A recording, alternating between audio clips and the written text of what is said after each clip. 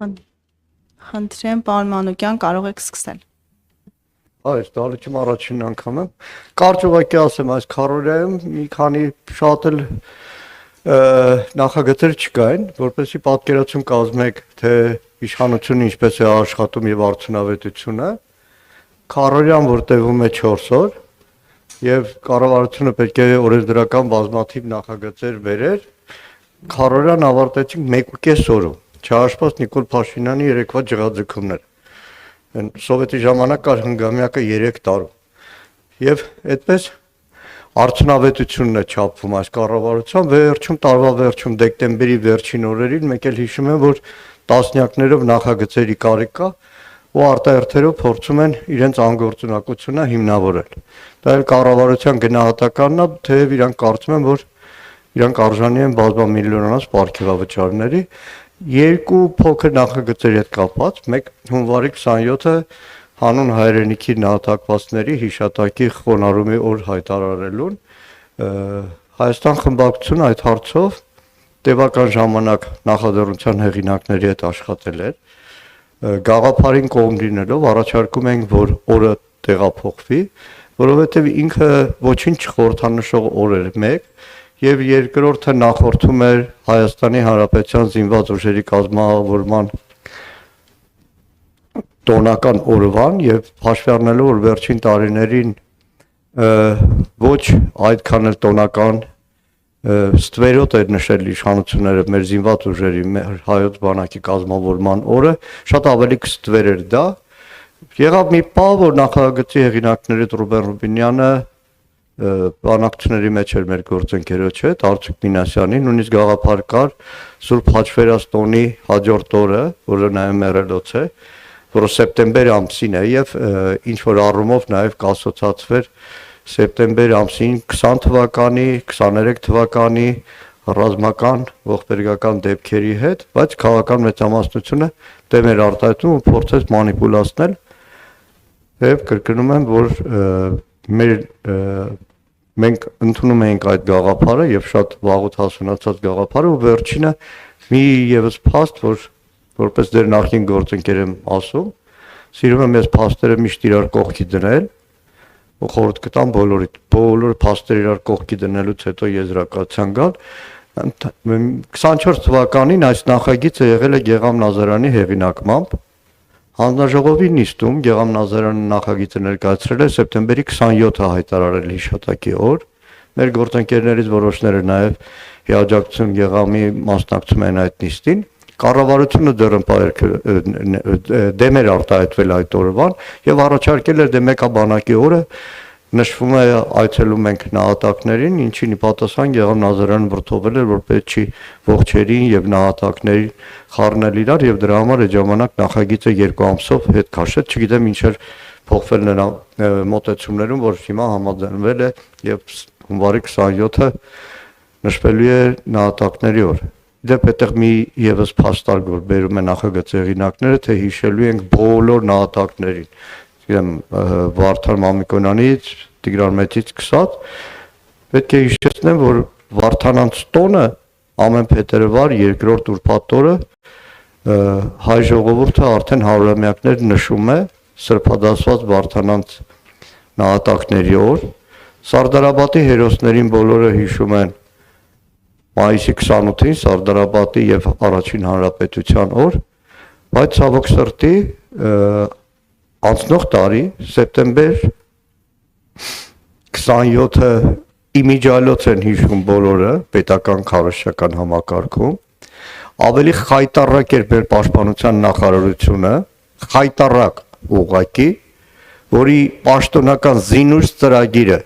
սեպտեմբեր 13-ին եթեր մտնելով մի բառ չի ասում, որ 22 թվականին ադրբեջանական ագրեսիայի հետևանքով զոհվել են հայոց զինված ուժերի 225 ծառայող, որոնք իրենց պարտն են կատարում։ Դրանից հետո է ճամարտակել բամենք զոհերի հիշատակ հարգում ենք, այդպես են հարգում։ Ուղղակի ջնջելով պաշտպանության նախարարության կայքից Արցախյան ազատամարտ հայոց զինված ուժերի կազմավորման պատմություն, ջնջելով նախագահի աշխատակազմի կայքից Արցախյան ընդհանրապես թղթածրար, ջնջելով գլխավոր դատախազությունի ցան կայքից, Սումգայիթի կոտորածների, Բաքվի կոտորածների այդ ամբողջ թղթածրարը, որ տարիներով հայ իրավաբանները, փաստաբանները, հասարակական գործիչները հավաքել են, ջնջելով արտաքին գործերի նախարարության կայքից Արցախյան բանակցությունների հետ կապված հսկայական թղթածրար, այդպես են հիշում եւ այդ ուրացության վերջին կաթիլներ երևի թե Դավոսում 3-4 օրը Հայաստանի նախագահ ներկայացող Վահագն Խաչատրյանի վիզա ծառած Ալիևին գովերքելն ու ներողություն խնդրել են, այսքանը։ Հանրային ռադիո խնդրեմ։ Շնորհակալ եմ։ Հարցս ուղղել եմ նաև քաղաքացիական պայմանագիր խմբակցության պատգամավորներին։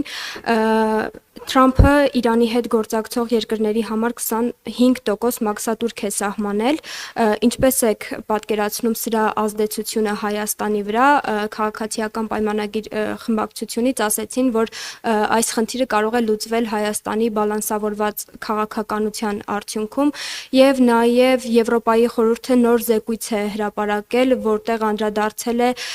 Հայաստանում աշխատանքային իրավունքների հետ կապված խնդիրների եւ բազմաթիվ խնդիրներ եւ անհամապատասխանություններ է արձանագրել բոլոր կետերով։ Ես կխնդրեմ նաեւ ձեր ընդհանուր մեկնաբանությունը եւ կարծիքը սրա մասին։ Շնորհակալ եմ։ Շնորհակալ եմ, ինչ վերաբերում է 25%-ի, 25% թուրքերին, նայեք, իրականում բալանսավորված քաղաքականություն չի, բալանսավորված քաղաքականության հետ կապ չունի։ Իրականում պետք է ընդունենք իրողություններ։ Աշխարհը այլևս այն չափանիշներով ու արժեչափերով, որ գործել է, եւ այն կլիշեները, որով Միացյալ Նահանգների հեգեմոնիան տարիներ շարունակ եղել է, եւ այս իշխանությունները, որ մտածում են, որ մեր երկրի անվտանգության գլխավոր երաշխավորությունը ժողովրդավարությունը իբր թե դրանով աշխարհում ճակատը բաց կներկայանան, այլևս այդպես չէ։ Ես խորհուրդ կտամ ընթերցել մի 2 օր առաջ է կարծեմ եղել Դավոսում կանադայի վարչապետի ելույթ։ Լուրջ քաղաքական գնահատականներով ելույթ աշխարհում այսօր տեղի ունեցող զարգացումներ, որտեղ օրենքները այլևս չկան։ Ինչ վերաբերվում է դա դեռ վերջնական չի, որովհետև այդ լարվածությունը վերիվարումները Միացյալ Նահանգների եւ Իրանի մեջ բարբերաբար են կրկնում։ Աշխատանքի իրավունք։ Շատ շնորհակալ եմ այդ հարցի համար, շատ լսում էի բրիֆինգը, շատ կարևոր էր, որ նման հատկապես հարցերին մեր, այսպես ասեմ, 4-րդ իշխանությունը ուշադրություն դարձնի։ Դες ուղղակի շատ կարճ ասեմ, որ դաշնակցությունը ժամանակին հիմնադրել էր Հերեր Մարուխյան հիմնադրամ եւ տարիներ շարունակ այդ հիմնադրամում գործում էր աշխատանքի իրավունքների պաշտպանության գրասենյակ, որը հիմա էլ է գործում։ Դες ասեմ, որ հարյուրավոր իրավունքների ոտնահարման դեպքեր էր, որ արձանագրում էր եւ փաստաբանները, որոնք ծառայություն էին մատուցում, բազմաթիվ մեր հայրենակիցների իրավունքները հետո դատարաններում էին պաշտպանում ու շատերը նաեւ այդ իրավունքները շահել են։ Գիտեք, ինքը շատ խորքային է, հատկապես ինձ համար, որպես դաշնակցական, որպես սոցիալիստ մարդու համար, որովհետև համատարած ոտնահարում է իրավունքների, համատարած ոտնահարում, ամեն քայլափոխի է։ Մենք միգուցե չենք էլ նկատում, միգուցե այս օրերին, որ բոլորս դժգոհում ենք, որ Երևանի քաղաքապետարանը վատ է աշխատում եւ իրոք վատ է աշխատում, մայթերը սառցակալած են եւ այլն, մենք չենք էլ նկատում, որ այսպես ասեմ, այդ PR-ի համար Սառնամանիքին ցանկացած ժամի քաղաքապետարանը շատ ցածր վարձատրվող հարյուրավոր մեր հայրենակիցների այդ սանիտարա մաքրության այդ ծառայության հանում է այդ Սառնամանիքին փողոցները նկարում է որպեսզի ցույց տա թե ինչպիսի ջանասիրությամբ է քաղաքապետարանը մաքրում Երևանի փողոցները եւ բոլոր ոլորտներում է վարձատրությունից սկսած պարզ աշխատանքային ժամեր հազար ու մի տեսակ խնդիրներ եւ այստեղ կուզեմ մի հատ կարեւոր մի բան, որ զեկուցում վստահաբար չկա, բայց կուզեմ մի աշխատանքային իրավունքի եւ ընդհանրապես իրավունքների ոտնահարման մի այլ աղմկարույց փաստ ասեմ։ Խոսքը վերաբերում է պետական համակարգի աշխատողներին, խոսքը վերաբերում է կրթական հաստատությունների, առողջապահական հաստատությունների աշխատողներին, խոսքը վերաբերում է ոստիկանության հազարավոր ծառայողների, որոնց լոկ Փաշինյանի կամակորության համար ամեն կիրակի հանուն գցում են փողոցները, ամեն կիրակի այս համայնքից այն համայնք տանում են կեղտ պատարակների, մարդիկ շաբաթներով հանգստյան օրից զրկվում են, որովհետև պետք է բավարարեն Նիկոլ Փաշինյանի անձնական քինախնդրությունները։ Նայեք, շատերդ քաղաքի կենտրոնում եք աշխատում ձեր խմբագրությունները։ Մի հատ կառավարության երկու մասնաշենքերի միջև այդ այգում նայեք ամեն օր 24 ժամ տասնյակ հարյուրավոր ոստիկաններ սոված ծառավ նստած են։ Հիմա միգուցե հավելավճար են տալիս նրան, բայց կրկնում եմ 24 ժամ հարյուրավոր ոստիկաններ սոված ծառավ նստած են։ Իհարկե ուժային համակարգում մարմինությունների իրավունքները շատ ավելի սահմանափակ են, բայց կրկնում եմ, փաստեր են, որ հատիկ միգուցե մենք առօրյա մեր կյանքում չենք նկատում, բայց դրանց հանրագումարն է, որ ի վերջո Հայաստանը սոցիալական պետություն է, սահմանադրական նորմը իրականության հետ կապ չունի։ Ֆակտոր խնդրեմ։ Պարոն Մանուկյան, հաշվի առնելով ձեր նախաբանում ասվածը, ուզում եմ հարցնել, արդյոք ձեր խմբակցությունը հունվարի 27-ին կայցելի եռաբլուր թե ոչ, եւ եւս մեկ հարց կապված եպիսկոպոսատ ժողովի հետ, որն անցկացվելու է Ավստրիայում, եւ ինչու Ավստրիայում ձեր մեկնաբանությունն եմ խնդրում, արդյոք կա մտավախություն, եթե կաթողիկոսի եղբայրը գա Հայաստան եւ մասնակցի այդ ժողովին, հնարավոր է նրա նկատմամբ քրեական հետապնդումներ հարուցվեն, հաշվի առնելով, որ իշխանությունները պնդում են նա գործակալ է, շնորհակալ եմ։ Հերթով գամ, հունվարի 27, նախ գիտեք, այդ մեղադրանքը իշխանական, տմարդեր է հատկապես դաշնակցական պատգամների համար, որովհետև մեր շատերի համար տարին սկսում է, օրինակ հունվարի 2-ին Շահեն Մեղրյանի ծննդյան օրն է եռաբլուր այցելելու, հունվարի 27 ենք ասում, բայց հունվարի 26-ին մերոնցից շատերը լինելու են եռաբլուրում, այցելելու 92 թվականի հունվարի 26-ի Քարինտակի հերոսական պաշտպանության ժամանակ նահատակված Նորիկի, Կարոյի, մյուսների շիրիմներին։ Ու այդպես շարունակ։ Այսինքն այդպես չի, որ մեկ օր է գալչկա դնելու համար այցելում ես եռաբլուր եւ վերջ։ Ի վերջո սեպտեմբեր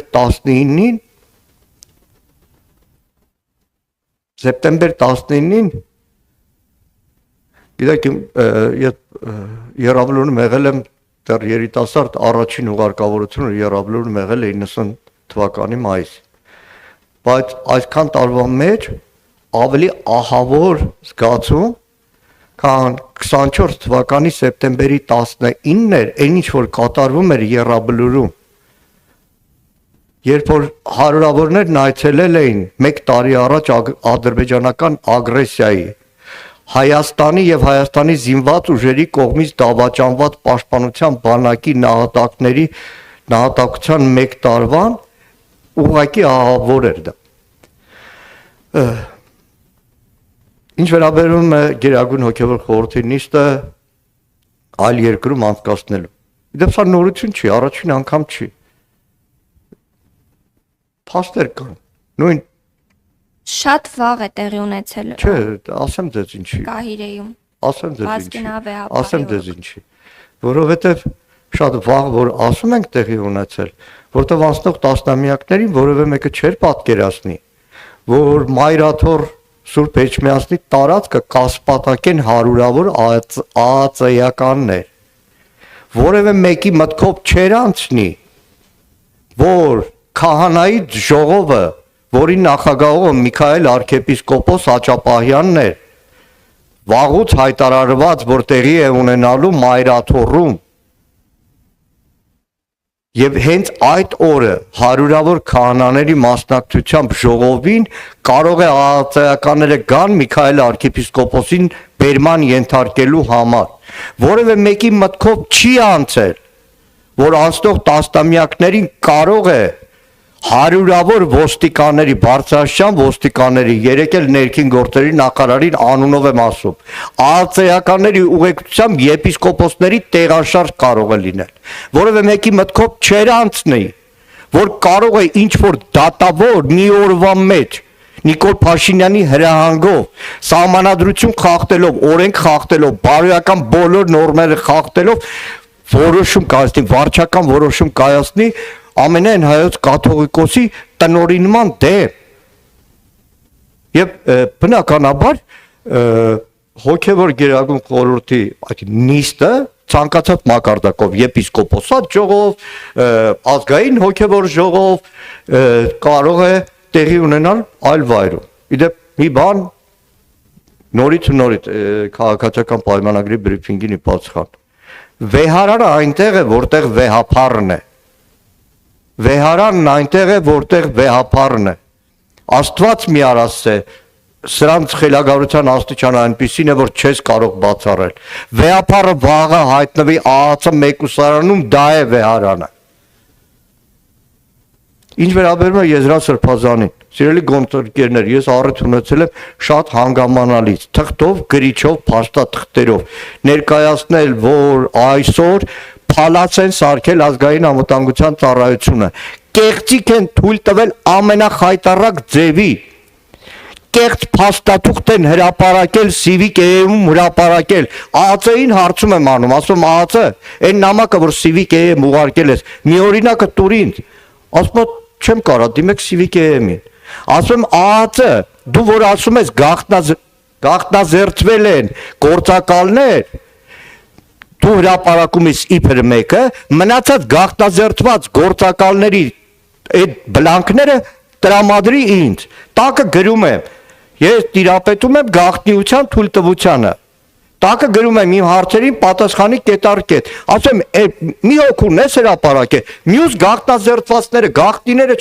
չեմ ասում, տուր ինձ, որպես ազգային ժողովի պատգամավոր, գիտեք ինչա պատասխանել ԱԱՑ-ն, հղումա տալիս տեղեկատվության ազատության մասին օրենքի 9-րդ կետի վրա, այդ օրենքից դուք շատ եք օգտվում, գործընկերներ, որով ասում է, թե ինչ տեղեկություն կարելի է տալ, ինչ տեղեկություն կարելի է չտալ, այս վիճակի են բերել ազգային անվտանգության ծառայությունը, այսօր աշխատանքային քննարկում ունենք ազգային անվտանգության ծառայության ներկայացուցիչների հետ մեր հանձնաժողովում օրենքի նախագիծ են բերել, բայց մեկ էլ ասում ես գնաս, որ ինչ Մեկը մի հատ զանգով, մի հատ հանձնարարությամբ կարող ամենախայտառակ կեղծիքը թույլ տա ԱԱՑ-ը։ Վերջին հարցը Civic։ Շնորհակալություն, պարոն Մանուկյան, հրավիրում եմ ձեզ բրիֆինգից հետո մեր խմբագրություն սուրճ կխմենք, համել ձեր հայցած ԱԱՑ-ից հայցած, բայց չստացած հարցման պատասխանը կարող եմ կոպի անել, հանձնել ձեզ, հատկապես որ հարցումը ես եմ ուղարկել։ Կարծում եմ չեք մերժի։ Հիմա գամ հարցից, պարոն Մանուկյան, թեև ձեր գործընկեր պարոն Մամիջանյանն այսպես հեգնանքով, կամահրանքով վերաբերվեց, արտահայտվեց արտաքին հետախուզության ծառայության հրապարակած զեկույցին, բայց այդուհանդերձ ես մի մեջբերում անեմ դրա եզրակացությունից, մասնավորապես Հայաստանի հիբրիդային սպառնալիքները 2026 թվականին։ Խորագրի ներքո գրված է, որ 2026 թվականի ընտրություններով պայմանավորված, որին մասնակցելու են նաև Հայ հեղափոխական դաշնակցությունը, մեջբերման շարունակությունը, Հայաստանի դեմ արտաքին տարբեր դերակատարների կողմից իրականացվող ազդեցության գործողությունները մեծ հավանականությամբ կդառնան ավելի ընդգրկուն, բարդ եւ մասշտաբային։ Հավանական է կեղծ խեղաթյուրված կամ համատեքստից կտրված տեղեկատվության օգտագործմամբ տեղեկատվական վնասակար գործողությունների, վնասակար կիբերգործողությունների իրականացումը, ինչպես նաև գետնի վրա գործակալական ցանցի ակտիվացումը եւ այլն։ Պարոն Մանուկյան, հետևելով ձեր հորդորին, փաստերը կողքի դնել եզրակացություններ անելուց առաջ, խնդրում եմ ասեք, փաստերը կողքի դնելով ըստ ձեզ արտաքին որ դերակատարներն է, որ շահագրգռված են Հայաստանում համապատասխան ազդեցության գործողություններ իրականացնել եւ ընդդիմությունը իդեմս նաեւ Հայաստան խմբակցության հեղափոխական դաշնակցություն կուսակցության ինչպես է պատրաստվում հակազդել հնարավոր հիբրիդային հարձակումներին։ Շնորհակալություն։ Նախ սուրճ էր կապած, այնքան Civic-ի ապատեղեկատվություն է հուսել, որ չգիտեմ ինչ ձևով կարող եմ ձեր խմբագրությունը սուրճ խմել, կարող եք ուղարկել, շնորհակալ կլինեմ, բայց նաև ես էլ ձեզ սուրճի առաջարկ անեմ իմ աշխատասենյակում եւ կհանեմ տասնյակներով են հարցում նամակները, որոնք ուղղել են պաշտպանության նախարարություն, ազգային անվտանգության ծառայություն, տարբեր գերատեսչություններ ու ասել եմ, լսեք, Նիկոլ Փաշինյանը, որ առավոտվանից գիշեր անպատասխանատու հայտարարություններ անում հիբրիդային պատերազմ, ազդեցության գործակալներ, շպիոններ, բան։ Իսկ կարաք ասեք, օրինակ բանակի հետ կապված Պապիկյան Սուրենին 3 անգամ հարցնում եմ։ Նիկոլ Փաշինյանը, որ ասա 22 թվից առաջ Հայաստանի զինված ուժերի բարձրագույն հրամանատարական կազմը ինքնիշխանը մոտեցում չուներ։ Կարաք ասեք, այդ ինչ հետազոտության հիման վրա չեն պատասխանում։ Բոլորն ասում են Նիկոլ Փաշինյանին Նիկոլ Փաշինյանի հայտարարությամբ բավարարվեք, տողատակով ասում են դե Նիկոլն մի բան ասել է։ Ինչ վերաբերում է ազգային անվտանգության ծառայության զեկույցին, արդեն երկրորդ զեկույցն է, թե երրորդ զեկույցը։ Ինչպես։ Արտաքին հետախուզության։ Երկրորդ զեկույցի ծանոթանալով ակամա հիշում ես մենք ենք մեր սարերը ֆիլմը։ Իսկ մեկ մի հատված կասում, դու ես պետությունը Դու իրենք են արտաքին հետախուզությունը, նայեք, շատ մասնագիտական այդ զեկույց եկեք նայենք։ Եթե վերաբերում է խոսքը Հայաստանի արտաքին սպառնալիքների, ներքին սպառնալիքներին, ի վերջո մեր արևմտյան կողմում կա մի երկիր, Թուրքիայի Հանրապետություն, որը 35 տարի արդեն, 93 թվականից 32 տարի բլոկադայի է ենթարկում Հայաստանին, մինչև հիմա այդ Ռուբեն Ռուբինյանի սիրուն թիթեռները որ կան, հեսա երրորդ երկրի անձնագիր բան, որևէ բան չկա, սահմանը փակ է, բլոկադան կա, որ պարբերաբար Էրդողանի, Ֆիդանի մյուսի կողմից բացառությամբ էս վերջին Նիկոլ Փաշինյանին ծնված խոսքերը, պարբերաբար հայտարարություն են հնչեցվում Հայաստանի Հանրապետության դեմ, մի երկիր, որտեղ բոլոր սոցհարցումներով թշնամի իբրև ժողովուրդ ու երկիր դիտվում է Հայաստանն ու հայությունը, այդ ամբողջ սպառնալիքների զեկույցի մեջ Թուրքիա անունը հնչել է 3 անգամ, այն էլ ճանապարհների հետ կապված։ Արտաքին հետախուզական ծառայությունը դիտարկելով Հայաստանի սպառնալիքները որևէ տեղ չի էլ քննարկել, արդյոք Թուրքիայի կողմից սպառնալիք կա թե ոչ։ Փոխարենը հոգևոր մշակութային գործիչներին դիտում է սպառնալիք։ Այս շատ երկար թեմա է, անցած անգամ Քրիստինե Գրիգորյանին մանրամասն մեր հանձնաժողովում ասել եմ այն բոլոր խայտարակությունները։ Իրականում ձեզ ասեմ, ես վատ եմ զգում, որ մի երկրի խորհրդարանի падգամավոր եմ, որի եւ Պաշտպանության անվտանգության մշտական հանձնաժողովի անդամ եմ, որը քննարկում է արտաքին հետախուզությանը տրվելիք բյուջեի հարցը, որտեղ ազատ ոճով շարադրությունը ներկայացվում են որպես արտաքին հետախուզական ծառայության զեկույց։ Շնորհակալ եմ, ինձ արգելում են ելույթ ունենալ։ Ժամանակը սպառվեց պարզապես մեր ժամանակը ունենք։